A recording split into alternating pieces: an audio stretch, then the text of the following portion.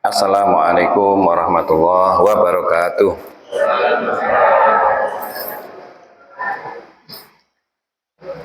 Bismillahirrahmanirrahim.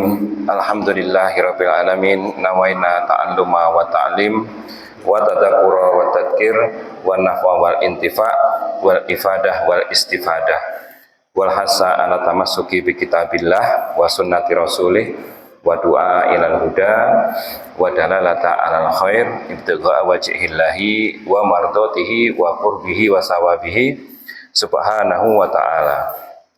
Wa may yattaqillaha yaj'al lahu makhraja wa yarzuquhu min haitsu la yahtasib wa may yatawakkal 'alallahi fa huwa hasbuh innallaha balighu amrih qad ja'alallahu likulli syai'in qadara. Rabbi shrah li sadri wa yassir li amri wahlul 'uqdatam min lisani yafqahu qawli wa saddid lisani wahdi qalbi bihaqqi sayyidina Muhammadin sallallahu alaihi wa ala alihi wa sahbihi wasallam. Dan insyaallah kita akan membahas tentang fi fadilati bismillahirrahmanirrahim. Nah, insyaallah kesempatan kali ini kita akan membahas tentang keutamaan bismillahirrahmanirrahim. Nah, Bapak Ibu sekalian yang dirahmati Allah Subhanahu wa taala, di sini Syekh Nawawi Al-Bantani dalam kitabnya Tanqihul Qaul, beliau sebelum mulai menjelaskan tentang keutamaan basmalah, beliau menyampaikan sebuah riwayat, sebuah cerita, ngoten nggih. Sebuah cerita bahwasanya ketika bismillah itu diturunkan, ketika lafaz bismillah itu diturunkan kepada Nabi Muhammad SAW, itu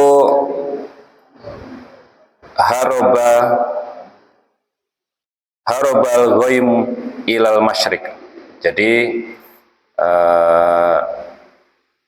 wasakanatir riyah. Jadi ketika basmalah itu diturunkan kepada Nabi Muhammad, itu suasananya tenang sekali. Nah, gitu. Jadi angin itu enggak ada, suasananya tenang, dan awan itu bergeser ke timur. Nah, wahajal bahar. Tapi lautan itu berombak. Nah, biasanya kalau nggak ada angin kan laut tidak berombak. Tapi ini nggak ada angin, lautnya berombak. Wa asqat al-bahaim bi adaniha, dan hewan-hewan yang ada di bumi ini itu semuanya memasang telinganya. Maksudnya memasang telinga itu semuanya itu jadi memperhatikan ada apa ini, ada gejala alam apa ini, nah, gitu. Warajamat asyayatin minas sama, dan setan-setan itu dilempari batu dari langit. Jadi ketika bismillah itu diturunkan kepada Nabi Muhammad, setan-setan itu dilempari batu dari langit.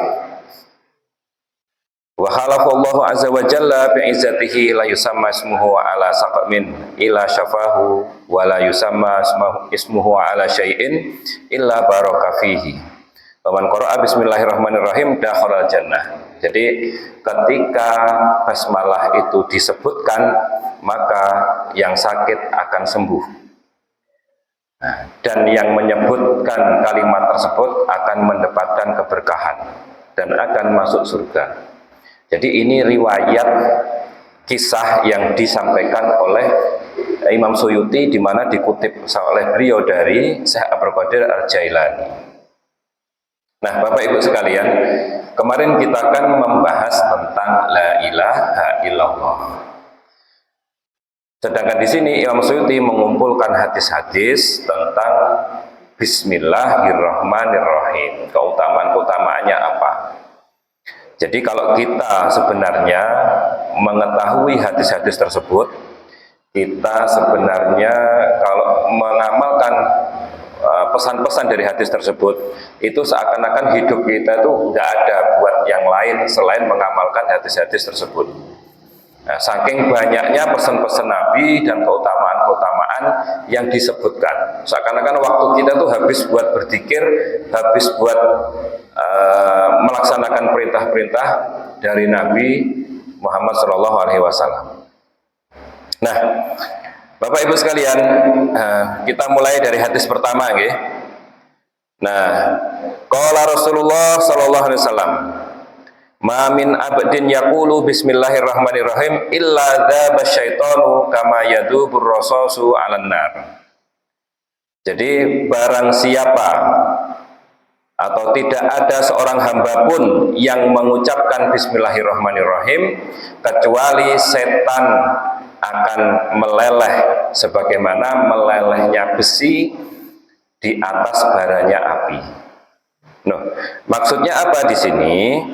Maksudnya di sini adalah bahwasanya jika kita memulai sesuatu, ya, baik itu aktivitas apapun, jika diawali dengan membaca basmalah, jadi bacaan basmalah itu paling minimal adalah bismillah. Itu paling minimal, nggih. Kalau maksimalnya ya bismillahirrahmanirrahim. Nah, monggo para jamaah, jika mengawali sebuah sesuatu apapun itu bismillah. Bahkan panjenengan ketika badhe ngunjuk, badhe dahar, walaupun dahar nyuwil napa nggih? Nyuwil buah, napa nyuwil roti. Nah, niku bismillahirrahmanirrahim. Nah, di sini keutamaannya sangat besar sekali basmalah itu. Bayangkan kalau kita baca basmalah mau diganggu oleh siapapun yang tidak kelihatan, dia akan meleleh sebagaimana melelehnya besi jika dipanaskan di atas api. Nah, para jamaah sekalian, hadis yang kedua. Yang kedua berbunyi qala Rasulullah sallallahu alaihi wasallam, ma min abdin yaqulu bismillahirrahmanirrahim illa amarallahu ta'ala al-kiramal katibin an yaktubu fi diwanihi arba'ami'ati hasanatin. Nah, tidak ada seorang hamba pun yang mengucapkan bismillahirrahmanirrahim kecuali Allah akan memerintahkan malaikat kiramal katibin. Malaikat kiramal katibin itu yang nyatet, nggih. Tapi kita biasanya itu kan nyebutnya rokib sama atid. Karena itu istilah yang di hadis niku kiraman katibin. Tapi kita nyebutnya rokib sama atid. Rokib yang nyatet sebelah kanan, nggih, yang nyatet kebaikan, atid yang nyatet keburukan. Nah, kalau kita mengucapkan bismillahirrahmanirrahim, Allah akan memerintahkan malaikat kiramal katibin untuk menulis di dalam catatannya, di dalam catatannya itu arba'ami'ati hasanatin, 400 kebaikan. Kadang pula nggih mikir dalam artian gampang sekali Allah memberikan pahala kepada kita umatnya Nabi Muhammad Shallallahu Alaihi Wasallam. Bahkan hanya sekedar mengucap la ilaha illallah atau bismillahirrahmanirrahim atau alhamdulillah sebagai tanda kita bersyukur, atau yang lain, zikir-zikir yang lain, atau kita mendengar orang meninggal kita ucapkan innalillahi wa inna ilaihi raji'un, itu besar sekali dan gampang sekali kita mendapatkan pahala.